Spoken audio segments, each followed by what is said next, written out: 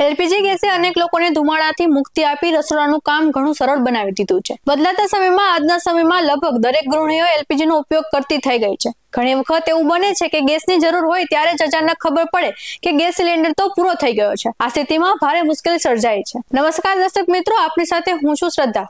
આમ તો એલપીજી સિલિન્ડરનો ઉપયોગ કરવો ખૂબ જ સરળ છે, પરંતુ સિલિન્ડરમાં કેટલો ગેસ બચ્યો છે તે જાણવું એટલું જ મુશ્કેલ, કારણ કે સિલિન્ડર નક્કર લોખંડનો બનેલો હોય છે, જેથી તેમાં કેટલો ગેસ બાકી છે તે કેવી રીતે જાણવું। પરંતુ આ જાણવા અમે તમને એક એવી ટ્રીક જણાવીશું જેની મદદથી તમે ચપટી વગાડતા એ જાણી શકશો કે સિલિન્ડરમાં કેટલો ગેસ છે। આવો જાણીએ આ સરળ અને ખૂબ જ ઉપયોગી ટ્રીક। કેટલા લોકો સિલિન્ડરને તેના વજન પ્રમાણે ઉપાડીને સિલિન્ડરમાં કેટલો ગેસ બાકી છે તેનો અંદાજો લગાવે છે, જ્યારે કેટલાક એવા લોકો પણ છે જે ગેસની આગનો રંગ વાદળી તથા પીળો થઈ જાય છે ત્યારે માની લે છે કે સિલિન્ડરમાંનો ગેસ સમાપ્ત થવાને આરે છે, પરંતુ આ બધું માત્ર એક તુક્કો છે। આ રીતે સાચી હોવાની શક્યતા ખૂબ જ ઓછી છે। સ્ટોવના બર્નરમાં કોઈ સમસ્યાના કારણે જ્યોતનો રંગ પણ બદલાઈ શકે છે। આજે અમે તમને જે રીતે બતાવવા જઈ રહ્યા છીએ તે માત્ર સરળ નહીં પણ સચોટ પરિણામ આપશે। સાંભળવામાં થોડું અજીબ લાગશે, પરંતુ માત્ર એક ભીના કપડાની મદદથી તમે જાણી શકો છો કે તમારા સિલિન્ડરમાં કેટલો ગેસ બચ્યો છે। આ માટે સૌથી પહેલા એક કપડાને પાણીમાં ભીનું કરો। હવે ગેસ સિલિન્ડર સાથે ભીનું કપડું લપટી લો। લગભગ 1 મિનિટ બાદ આ કપડાને દૂર કરો।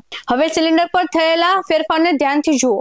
થોડી વારમાં તમે જોશો કે સિલિન્ડરનો કેટલો ભાગ સુકાઈ ગયો હશે, જ્યારે અમુક ભાગ હજુ પણ ભીનો હશે। આવું એટલા માટે થાય છે કારણ કે સિલિન્ડરનો ખાલી ભાગ ગરમ થઈ જાય છે અને પાણી ઝડપથી શોષાઈ જાય છે, જ્યારે સિલિન્ડરના જે ભાગમાં ગેસ ભરેલો હોય છે તે ભાગમાં પ્રમાણમાં ઠંડો રહે છે, માટે તે જગ્યાનું પાણી શોષવામાં થોડો સમય લાગે છે। આમ ગેસ સિલિન્ડરમાં કેટલો ગેસ છે તે ચપટી વગાડતાની સાથે જ જાણી શકાય છે। આવા જ વધુ એવા સાથે મળતા રહીશું। તમે અમારી યુટ્યુબ ચેનલને સબસ્ક્રાઇબ કરવાનું અને અમને ફેસબુક અને ઇન્સ્ટા પર ફોલો કરવાનું ભૂલશો નહીં। બાકી અવનવી અપડેટ્સ મેળવવા માટે આપ જોતા રહો BS9 TV ન્યૂઝ। નમસ્કાર।